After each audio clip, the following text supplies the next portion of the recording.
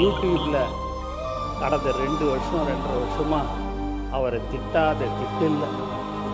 1 சீட்டு வாங்குவாரா, 2 சீட்டு வாங்குவாரா, 5%, 3%, 7%, இப்படியா எல்லாரும் இலக்காரமாக எல்லாருமே பேசினாங்க. அதுலேயும் இந்த யூடியூப்பில் டிவியில் வாடகை வாயிலாம் இருக்குது.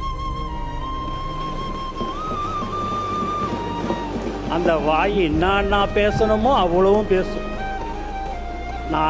நான் கடந்த 28 வருஷமா 29 வருஷமா யாராவது ஏதாவது சொன்னாங்கன்னா, படத்தை பற்றி சொன்னாங்கன்னு கூட ஏதாவது சொன்னேன்னா அதெல்லாம் விட்டுட்டு போனேன். 10 பேர் சொல்கிறாங்க, அதில் 11 நினச்சிங்க, அதெல்லாம் விட்டுப்போங்க, அதெல்லாம் ஏன் கண்டுக்கிறீங்க அப்படின்னு. நம்ம ஆளுங்க எல்லாம் புதுசாக அரசியலில் வந்தவங்க எல்லாம் எங்கள் கூட புதுசாக வந்தவங்களாம் விடக்கூடாது அப்படி இப்படின்னுவாங்க. அதெல்லாம் விடுங்க, அவங்க பட்டன் பேசணும்னு பேசுகிறாங்க, அவங்க பட்டன் பேசட்டுமே, நமக்கு எதுக்கு இப்போது அவங்கள விட்டு நம்ம வேலையை பார்ப்போம்னு சொல்லக்கூடியவர் தான் எங்கள் தலைவர் தளபதி என்பதையும் தெரிவிச்சுக்கிறேன்.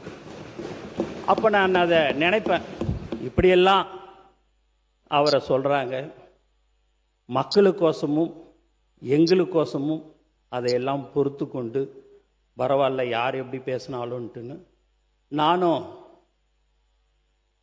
சார் இதுமாரி பெரிய பெரிய கட்சியெல்லாம் கூட்டணி வச்சுருக்குறாங்க, நம்மளும் கூட்டணியில் தனியாக நிற்கிறோம் அப்படின்ட்டு தைரியமாக தில்லா தனியாக சிங்கிளாக நிற்போம், கண்டிப்பாக நம்ம ஜெயிப்போம், அதில் எந்த வித மாற்று கருத்தும் இல்லை.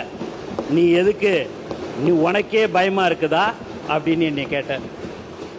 பயப்படல சார், நான் பயப்படல, இருந்தாலும் ஒரு பயம் எனக்குள்ளார ஒன்று இருக்குது. நீங்கள் எப்படியாவது இந்த முதலமைச்சராக நீங்கள் ஆகணும். உச்சத்தில் இருக்கும்போதே நான் என்னுடைய மக்கள், தமிழ்நாட்டு மக்கள் என்னை உச்சத்தில் வச்சாங்க.